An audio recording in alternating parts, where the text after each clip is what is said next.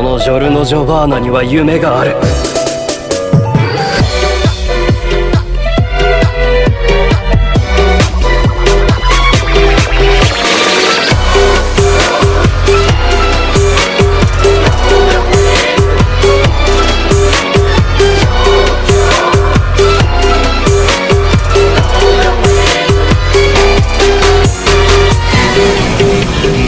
Semuanya apa Semua jalan dari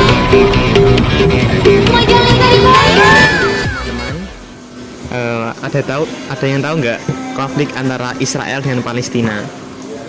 Konflik Israel dengan Palestina adalah konflik yang sangat sengit dan paling tragis di dunia ini.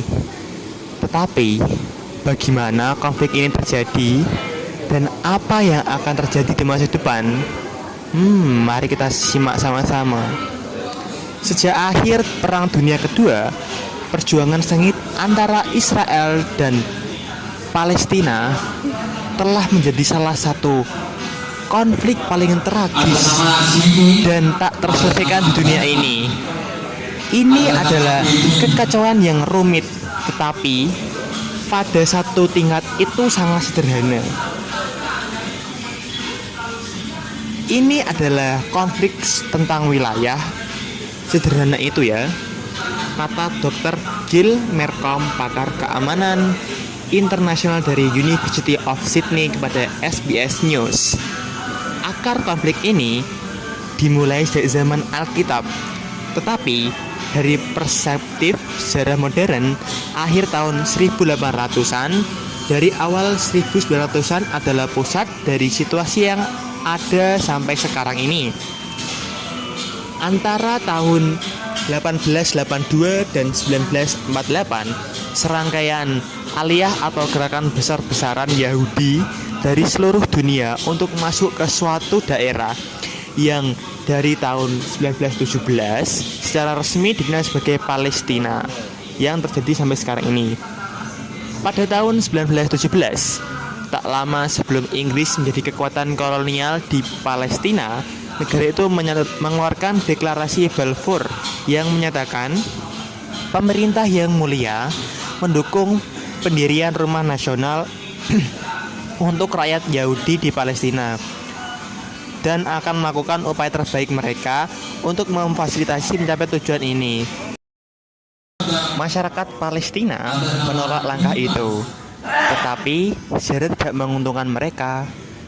Menyusul kengerian Holocaust di mana hingga 6 juta orang Yahudi terbunuh di Eropa, dorongan untuk mendirikan negara Yahudi menjadi semakin kuat. Peran Indonesia dalam konteks negara-negara think tank dan negara-negara berpenduduk mayoritas Muslim lain seperti sekarang, Indonesia bisa mengambil peran penting bagi Palestina, mengingat Indonesia tak terlalu memiliki persoalan internal. Yang paling penting adalah karena Indonesia memiliki hubungan sangat baik dan strategis dengan negara-negara yang bisa berperan optimal dalam upaya menyelesaikan konflik Israel dan Palestina. Indonesia berhubungan baik dengan Arab Saudi, Turki, Iran, Qatar, Mesir, Jordania, dan yang lainnya. Bahkan Indonesia juga berhubungan sangat baik dengan Amerika Serikat, Eropa, Rusia, dan Cina sebagai pihak-pihak yang selama ini berperan penting di pentas politik global termasuk dalam persoalan konflik Israel-Palestina.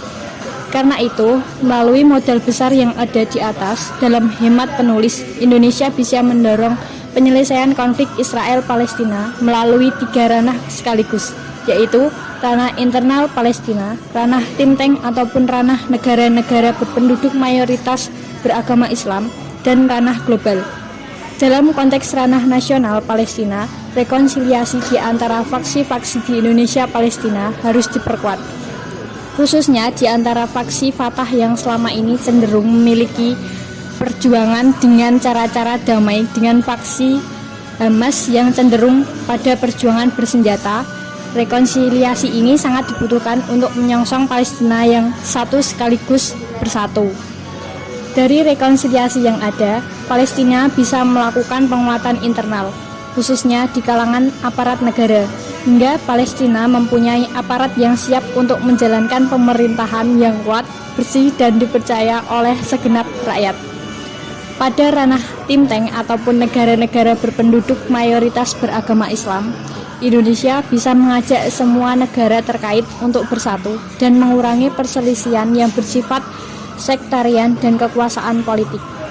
Visi Islam rahmatan lil alamin atau rahmat bagi semesta alam bisa dijadikan sebagai salah satu payung besar menyatu padukan negara-negara itu dalam mendukung perjuangan Palestina. Sementara dalam ranah global, Indonesia bisa mendorong negara-negara adidaya untuk memberikan perhatian serius terhadap persoalan ini dengan menjadi mediator yang adil terhadap kedua belah pihak dan terpercaya. Hal ini menjadi sangat penting karena walaupun konflik Israel-Palestina merupakan persoalan politik murni, konflik ini berdampak secara langsung terhadap hal-hal keagamaan. Itu mengingat wilayah yang diperebutkan terhadap tempat-tempat suci yang diimani oleh pemeluk tiga agama besar, Yahudi, Kristen, dan Islam. Indonesia dan Arab Saudi sepakat menganggap bahwa satu-satunya cara menyelesaikan konflik Palestina dan Israel adalah melalui solusi dua negara. Solusi dua negara atau two-state konflik Israel Palestina yang disepakati komunitas internasional melalui resolusi Majelis Umum Perserikatan Bangsa-Bangsa atau PBB nomor 1944. Resolusi itu diadopsi pada 11 Desember 1948. Solusi dua negara menjadikan Israel dan Palestina bisa berdiri sebagai dua negara berdaulat yang hidup berdampingan secara damai. Selain persoalan wilayah, Resolusi 194 juga menetapkan hak pengungsi Palestina untuk kembali ke kampung halamannya yang diduduki Israel, termasuk menjadikan Yerusalem Timur sebagai ibu kota masa depan Palestina. Menurut pendapat saya, konflik antara Palestina dan Israel harus diselesaikan dengan cara arbitrase, yaitu dengan lembaga formal seperti PBB. Seluruh kota merupakan tempat bermain yang asing. Sang raja terkena flu, bila tiada henti-hentinya. Sang beruang tidur dan tak ada yang